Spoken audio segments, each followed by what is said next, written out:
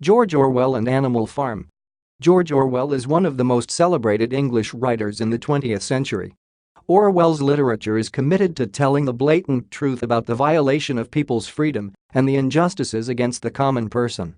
Such phrases from his works such as "some animals are more equal than others" have become so popular, especially in political dialogues, and has shaped people's opinions regarding the kind of society we live in. George Orwell was born as Eric Arthur Blair in India in 1903, where his British father worked as a civil servant. He had gone to school like any other normal child and graduated at Eton. He worked in the Burma police force and later unsuccessfully tried his hand in a few business ventures but failed. He left for Spain, where signed to fight in the Civil War. His experience at the Civil War demotivated his views about communalism so much that he decided to live a life of voluntary poverty. This was a deliberate effort to experience want and the suffering of the oppressed. He wanted to feel how poor people felt to help in shaping his own theories on socialism. At this time, he had changed his name to P.S. Burton. His first novel, Down and Out in Paris, was published as a response to his life in voluntary poverty. This was soon followed by Burmese Days and several other essays that questioned the capitalist state. His best novel so far is The Road to Wigan Pier, which was published in 1937. It highlighted the pathetic life of the poor.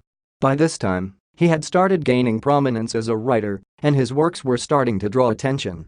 He continued his writing with such other publications as Keep Aspidistra Flying and Coming Up for Air, followed in 1936 and 1939 respectively. His novel The Animal Farm is his most popular. It is a satirical piece that portrays a society that fully embraces totalitarian rules, much to the chagrin of those who want individual freedom. All of George Orwell's novels seem to defend one main theme: socialism. Socialism is a means of production whereby everything is owned communally or by the government. Everyone has equal opportunities to everything. The kind of socialism that George Orwell's socialism advocates for has real-life significance, as it portrays revolutionary idealism experienced in Russia and other countries, which was betrayed by the revolutionaries themselves, who continued to pat lip service to revolutionary ideas. His novel Then Animal Farm brilliantly employs satire in highlighting shameless betrayal by leaders who promise change.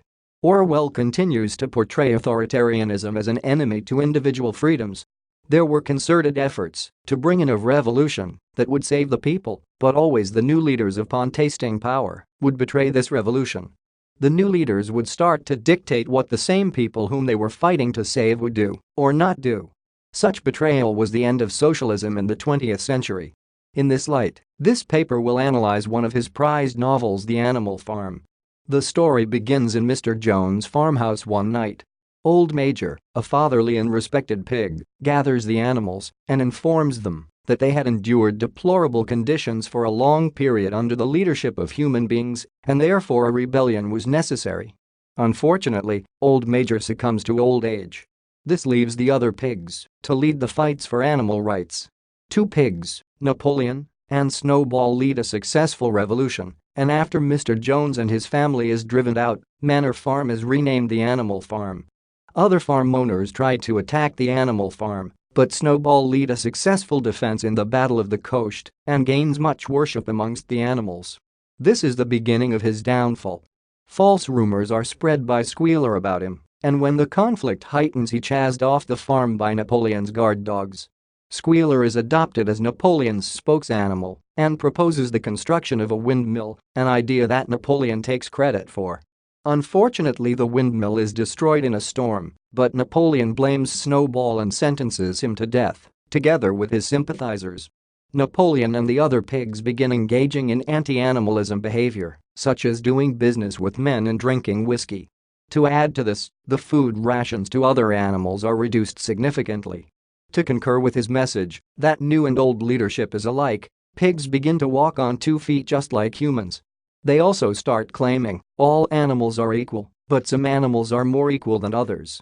The novel culminates in the farm being renamed The Animal Farm, while Napoleon and other pigs initiate friendship with the human owners of the neighboring farm, and they become just like humans. It portrays the betrayal of the initial comradeship and the pessimism of revolutionary movements. George Orwell creates characters carefully to fit in the roles that he needs them to play. Some characters play a major role in this novel. Mr. Jones is a tyrant who represents the old corrupt order. In the real world, George Orwell modeled 20th century dictators such as Stalin and Mr. Jones. Snowball and Napoleon are the two pigs who lead a successful revolution. They were ambitious of leadership and courageously forced Mr. Jones out of the farm. The pigs are symbolic of the calculating leaders who benefit from tyrannical leadership. They are opportunists who do not spare any chance afforded to them to exploit their advantaged position in the society. Squealer is Napoleon's manipulative tool in the farm. The dogs are a symbol security, only that this security is used negatively. They are also another group of loyalists who are misused by the system to gain advantage over the common person. However, other characters only play minor roles. Old Major represents the good father figure in the society who can be relied upon to give concrete advice. He is respected by other animals who take to his advice without question. Boxer and Clover, in contrast, are dedicated workers who spent all their life serving the society. They are also foolishly gullible, in that they believe in all the propaganda spread by Squealer, who is a manipulative and persuasive figure. Just like Squealer, Moses is another manipulative and cunning character in the novel. Benjamin is an enigmatic character who continues to do his work without care of what is happening. The Animal Farm is a classic example of how governments exploit and deny citizens of their basic rights. At the beginning of the novel, the animals are united under the banner of exploitation by Mr. Jones. They manage to fight and install their own leaders in Napoleon. However, Napoleon turns to be worse than Mr. Jones and perverts the first commandments he helped make. For example, he reduced food rations for the other animals other than the fellow pigs. Some animals, as Boxer, worked so hard, believing in their leaders, but instead of being rewarded, were exploited for the benefit of the same leaders they served. These governments use totalitarian rules to stay in power and subvert justice. The pigs lead a revolution against Mr. Jones' totalitarian rule, but ends up worse. They not only end up in Mr. Jones' house and position, but also in his clothes. Some critics have used this evidence to explain that the Animal Farm is another successful attempt by the society to kill dissent. Propaganda is also used to intimidate those who question the abuse of human rights. Napoleon manipulates information and deceives the animals when he gains full power. He spreads false accusation against Snowball, leading to his expulsion from the farm. Squealer, Napoleon's spokes-animal, is the face of propaganda in this novel. He represents government spokespeople who are responsible of spreading rumors that help their government to gain a tighter grip on power. As a last result, totalitarians use violence and terror to silence the rebels. Its effect is that it makes people submit to such government. These who do not are either forcefully exiled or killed. Such excesses were practiced against Snowball and his sympathizers. Terror can also be propagated through propaganda. Squealer instills fear into anyone who tries to question Napoleon's unethical conduct. With Mr. Jones' return, another major theme highlighted with importance is education. Unfortunately, it is present in a very negative light. In its essence, education is supposed to enlighten people. However, in this novel, those in power manipulate those that are governed by the use of education. Take the case of the pigs as an example. They realize the intellectual vulnerability of the other animals and take advantage of it by manipulating the 7 commandments to their advantage. Napoleon also uses education negatively when he teaches new pigs his oppressive doctrines.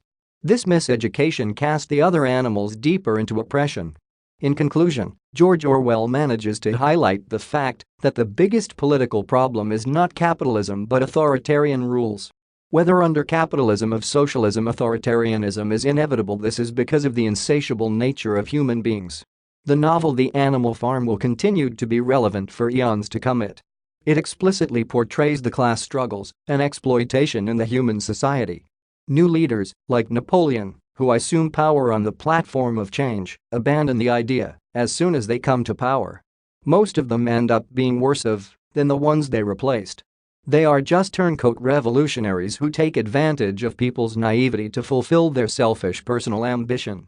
Because of the effect his works have achieved, he is one of the best authors in the 20th century. This critical writing on George Orwell and Animal Farm, a critical analysis, was written and submitted by user Dennis Hartman to help you with your own studies. You are free to use it for research and reference purposes in order to write your own paper. However, you must cite it accordingly.